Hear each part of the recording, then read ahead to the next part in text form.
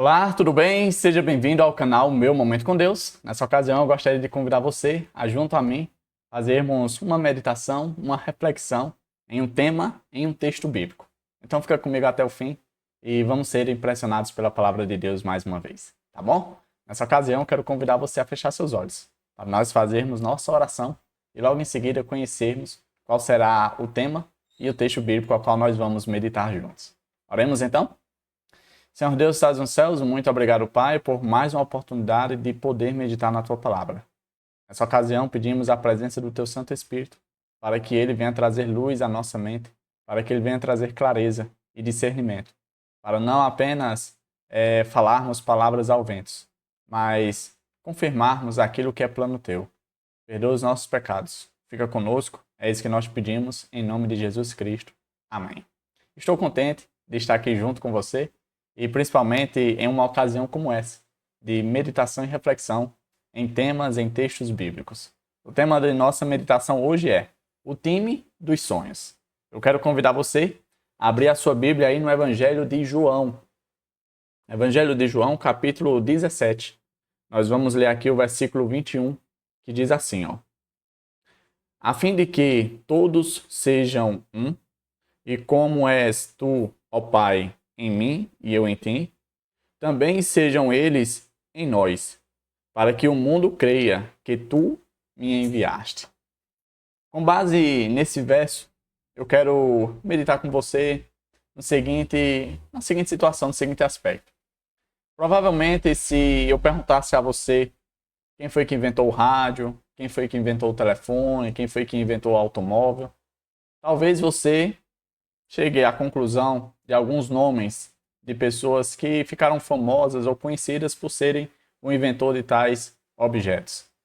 Mas se eu chegasse para você e perguntasse, tá, mas quem foi que inventou a rede social tal?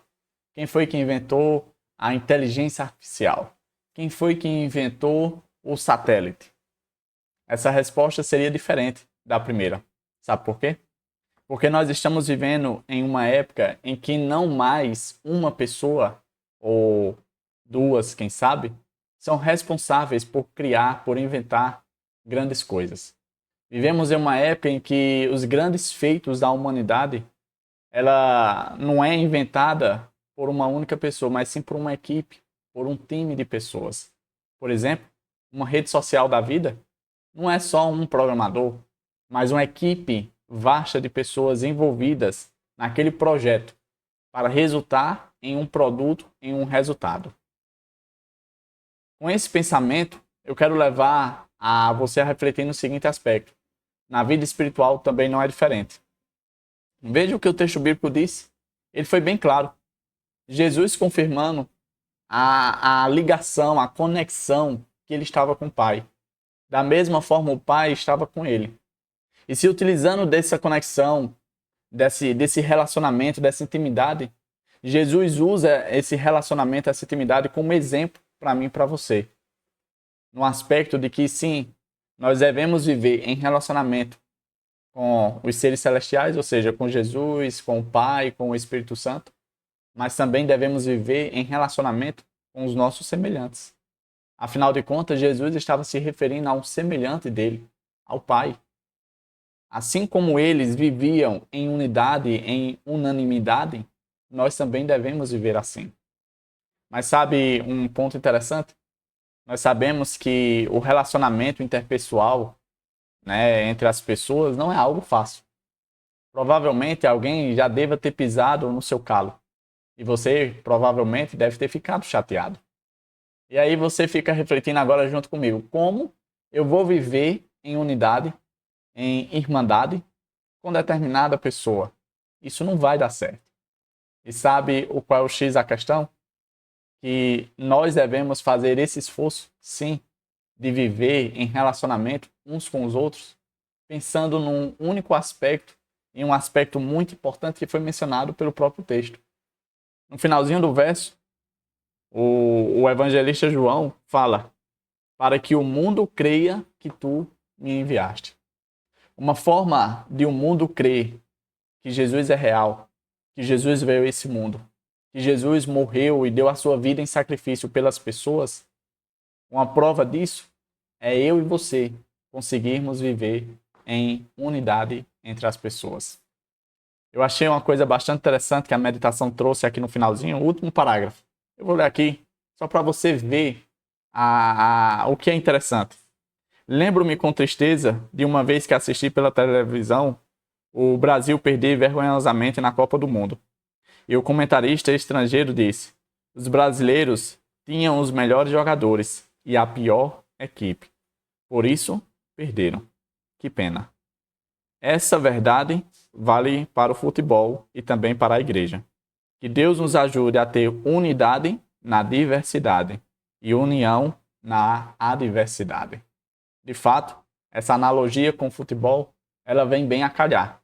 Porque se nós formos olhar de maneira individual as pessoas, aqueles que compõem a Igreja de Cristo, e eu não me refiro à denominação, mas sim à igreja invisível, à igreja espiritual, nós vamos sim encontrar muitos talentos. Pessoas de fé, pessoas de convicção, pessoas conhecedoras da palavra, pessoas que têm ação, vários e vários talentos. Mas se esses talentos ficarem isolados, eles não vão surtir o efeito esperado e desejado pelo céu. Quando esses talentos se unem, quando esses talentos se tornam uma união, uma unidade, sim, o resultado é claro e objetivo. O resultado é: Jesus é real e Jesus deseja estar junto conosco por toda a eternidade. A prova?